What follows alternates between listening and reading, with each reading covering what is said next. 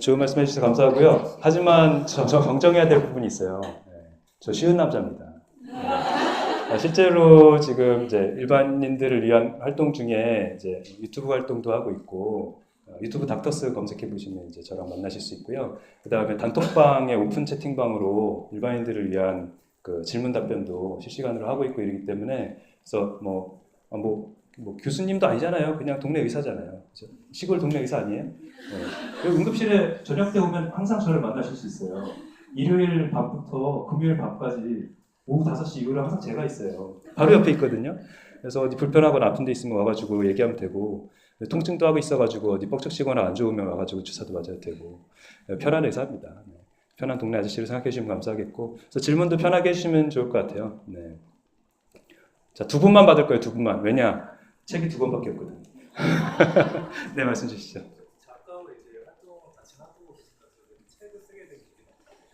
책을 쓰게 된 계기요? 좋은 질문이신데요. 책을 처음부터 이제 책을 쓰려고 글을 쓴 건 아니고요. 레전트 때 이제 제가 레전트 때 길병원에서 이제 수련을 받으면서 길병원 응급센터에 1년 동안 9만 명의 환자가 오거든요. 그래서 하루에 뭐 200명 정도의 환자를 보니까 그런 환자를 보면서 얼마나 별별 일이 다 있겠어요. 내 손으로 환자를 살리기도 하지만 내 손으로 환자를 놓치기도 하고 이런 일들이 벌어지고, 그래서 이거를 그냥 매일매일 정말 버티면서 지나가고 있기는 한데 이걸 그냥 넘어가면 기억에도 안 남고, 왜냐면 한 일주일쯤 지나면 기억이 안 나요. 심지어는 좀 아까 치료를 받는데 다시 물어보시면 제가 누구세요 하고 물어보는 정도로 기억이 안 나요. 그런 상황이기 때문에 진료 기록 삼아 기록을 나한테 해놓으면 나한테도 도움이 되겠다 싶어서 이제 블로그에다 비밀글로 그렇게 기록을 남겼던 게, 이제 레전트 끝나고 이제 공중보건의 시절에 이 내용이 드라마의 어떤 소재가 됐으면 좋겠다 싶어서 처음에는 MBC 드라마넷에다가 정리를 해가지고 채택이 안 돼도 좋으니, 어차피 대본 형식으로 만든 게 아니니까 채택이 안 돼도 좋으니 의학 드라마 할 일이 있으면 이 내용을 좀 써주세요 하고 보냈는데 강간무소식이더라고요. 그래서 이런 방법으로는 안 되나 싶어서 그 다음에 책으로 그럼 한번 내보자 하고, 처음엔 책이 아니라 그 다음 스토리 펀딩, 지금은 뉴스 펀딩, 지금은 스토리 펀딩인데요. 뉴스 펀딩에 메일을 보내봤어요. 간단하게. 그러니까 이거 그냥 해보는 거예요. 안 되면 어쩔 수 없지라는 생각으로 해보는 거예요. 그래서 뉴스 펀딩에 메일을 보냈어요. 현직 의사인데 이런 글들이 있는데 좀 일반인들한테도 도움이 될 글인 것 같다. 그래서 이걸로다가 뉴스 펀딩 한번 해보고 싶다. 그랬더니 이런 소재를 찾고 있었다고 바로 연락이 온 거예요. 그래서 그러면은 10회분으로 한번 써보자 해서 처음 10회분으로 파일럿이 나갔었고, 그게 반응이 좋아서 이제 다음 브런치라고, 지금 브런치 아시죠? 브런치라고 글 쓰는 포맷이 있는데 그거 처음 오픈할 때 대표 작가로 또 섭외가 돼가지고 대표 작가 100인에 들어가서 또 초기에 역할을 했고, 그 브런치를 보고 이제 또 2번째 책이 연결이 되고, 이런 식으로 쭉쭉쭉쭉 저도 모르는 길이 가는 겁니다. 제 길이 처음부터 난 이렇게 해서 작가로 가야지라고 생각한 건 하나도 없어요. 그냥 이 길 다음에 이거 해봐야지 했는데 또 연결되고, 또 이 길 가야지 했는데 또 이거 연결되고, 이렇게 연결이 되는 거거든요. 그래서 그 예전에 시크릿이라는 게 유행을 한 적이 있었어요. 내가 뭔가를 열망하고 있으면 그게 저절로 이루어진다라는 개념의 어떤 책이었는데, 저는 그거를 좀 이렇게 이해를 했어요.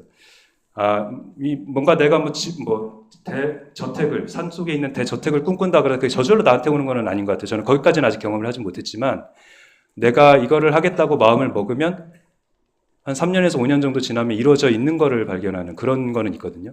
근데 그러려면 이게 내가 그냥 꿈꾼다고만 되는 게 아니라 인터넷 검색하는 것 같은 거라고 생각해요. 내가 오늘은 뭐를 해야지라고 생각을 안 하고 그냥 검색하다 보면, 그리고 클릭하다 들어가 보면 내가 평소에 관심이 있었던 부분으로 저절로 가게 되는 거잖아요. 왜냐하면 내 무의식적으로 뭔가를 가지고 있으니까.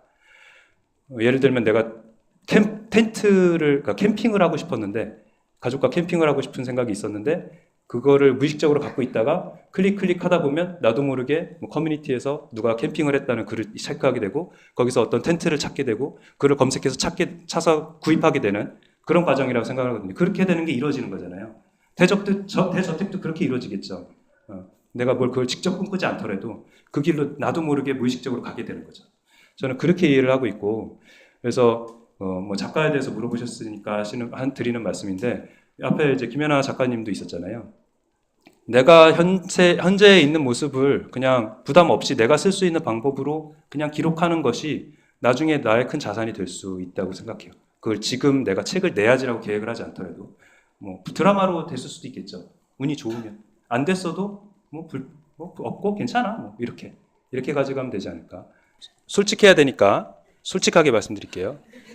일단은 원장님이 저를 부르시면서 거액을 약속을 하셨고 저는 좋다구나 따라왔습니다. 일단 따라와 보니까 생각보다는 현실이 조금 이제 아직 준비가 안 돼 있어요. 그리고 이제 간호사도 아직 제가 원하는 만큼 뽑지는 않으셨고, 원장님 약속한 거랑 다르신데요. 지금 그 말이 지금 입 밖에 나올랑 말랑 합니다, 지금.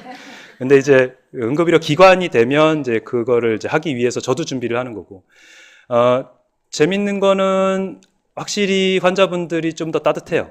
예, 그 의료인들에 대한 적대감으로 오시는 게 확실히 적어요. 예, 보면은 좀 그런 거 있어요. 요즘 다 이제 보험 들잖아요. 개인 사보험 들잖아요. 개인 사보험 든 환자들은 다 비슷한 면이 조금씩 있어요. 물론 이제 다 그런 것 하고 얘기하면 좀 거짓말이겠지만, 내가 이런 정도는 다 받고 나가야지. 내 수액은 나 꼭 맞고 말겠어. 막 이런 게 좀 있어요. 응급실에 와가지고 바빠 죽겠는데. 오늘 수액은 안 된다고. 배드를 보시라고 지금 자리가 있냐고. 안 된다고 그러는데도, 기다렸어도 맞을 거라고는. 그리고 나중에 알고 보면 진료 확인서 뛰어가요. 뭐야, 보험이 있는 거지. 진짜 보험이 이제 환자들 다 망치는구나 그런 생각도 드는데, 여기는 아무래도 이제 그런 어떤 좀 이기적인 모습은 좀 덜한 면이 있어요. 그래서 환자들이 좀 따뜻하고, 그 다음에 이제 좀 보시던 환자분들이 자꾸 오시니까 좀 팔로업이 돼요. 팔로업이 뭐냐면 이제 뭐 봤던 환자 다음에 또 보면 그 환자한테 뭐 좀 더 다른 걸 준비했다 해줄 수가 있잖아요. 통증 같은 게 특히 그런데 그런 것들에 또 장점이 있고, 하여튼 그래도 좀 더 따뜻한 시선이 저한테는 제일 한 달 동안은 크게 느껴진 것 같아요. 그 다음에 같이 일하는 동료들 직원들도 마음이 확실히 좀 더 따뜻해요. 예. 여차하면 떠나가야지 보다는 그래도 여기서 발붙으려고 하는 노력이 있고, 예. 안 그래도 현욱이가 학교 구경시켜주고 싶다 그래가지고 오자마자 그 2, 3일 근무하고 나서 바로 여기 강동대 놀러 왔었어요. 예, 드라이브하고 이 밑에 있는 닭갈비 먹고, 맛있더라고요. 어쨌든 뭐 그런 소소한 재미, 그 다음에 따뜻함 이런 것들이 좋아서, 그래도 이 정도면 뭐 시골이라고 하기에는 그래도 조금 그래도 발전이 있고 또 지하철까지 뚫리고 있으니까, 이 정도는 뭐 시골이라고 하기엔 2, 3년만 지나도 아니란 소리 나올 것 같은데, 신도시까지는 아니어도 그래도 도시라는 소리는 나올 것 같은데요. 그래서 뭐 너무 시골하지 않으시고 지내셔도 될 것 같고, 특히 이런 강동대, 극동대 이 두 대학교가 딱 버티고 있는 멋진 곳이기 때문에 그런 면에서 너무 마음에 들었고, 또 원장님 얘기인데 저는 아직 경험 못했는데 원장님이 그러시더라고요. 환자분들이 하소연하시는 분들이 많아갖고 그렇게 복숭아를 갖다 주신대요. 그래서 진료실에 자꾸 복숭아가 쌓인다고 하나씩 가져가라고. 그런 따뜻한 면이 제일 어떤 장점인 것 같습니다. 훌륭한 간호사는 어떤 간호사냐? 뭐 표면적으로는 환자를 내 가족같이 봐라 뭐 이런 얘기를 하는데, 글쎄요. 저는 따로 훌륭한 간호사가 있고 뭐 훌륭한 간호사가 없고 그건 조금 아닌 것 같고, 저는 그렇게 생각해요. 저의 성향이 또 그럴 수도 있는데, 시스템이 사람을 좀 만든다고 생각하는 부분이 크거든요. 저도 뭐 이렇게 앞에서는 되게 따뜻한 의사인 척하고 이러고 있지만, 갑자기 환자 밀려들고 한 시간, 2시간, 3시간 넘어가면서 계속 한 자리에 앉아가지고 환자 계속 보고 있거나, 중환 환자 2-3명 갑자기 밀려와가지고 막 오도 양쪽으로 내리고 이러면 날카로워져요. 어쩔 수 없이. 그러면은 막 소리 지르고, 야, 현아가 니 접수 왜 이렇게 싸? 막 이러고. 그런 게 벌어질 수밖에 없고, 근데 이제 그런 게 이제 현장이 더 힘들고 만성화되어 있고 인력 부족이 만성화되어 있으면 더 그럴 수밖에 없다는 거죠. 그분들도 집에 가면 자기 아이 볼 때는 따뜻하게 얘기해주고 가족들 볼 때는 따뜻하게 얘기해줄 텐데, 환자 볼 때만 너무너무 힘들고 몸이 힘들고 이런 게 또 반복이 되다 보니까 이제 날카로워지고 후배들한테 소리 지르게 되고 태움 있고 임신 순번제 얘기 나오고 이렇게 되는 거 아니겠어요? 상황이 사람을 만드는 부분도 꽤 크다. 시스템을 바꿔야 되는 부분에 대해서 저는 더 얘기를 하고 싶다. 그래도 뭔가 덕목을 얘기하자면, 자기 체력이 되는 한 일단 할 수 있는 처치는 실수 없이 잘 해내는 그 실력은 일단 어느 정도 이상은 갖고 계셔야 된다. 그 얘기 드리고 싶고, 그 다음에 또 한 가지는 그거예요. 일단 의료인한테 윤리가 빠지면 진짜 아무것도 없다는 거. 네네. 이제 여기까지 하시고 아쉽지만 네, 나중에 카톡이나 이렇게 간단하게 메시지 주시면 네, 답변 드리겠습니다. 그리고 앞에 질문 먼저 해주셨던 두 분은 저한테 오셔서 책 받아가시면 되겠습니다. 감사합니다.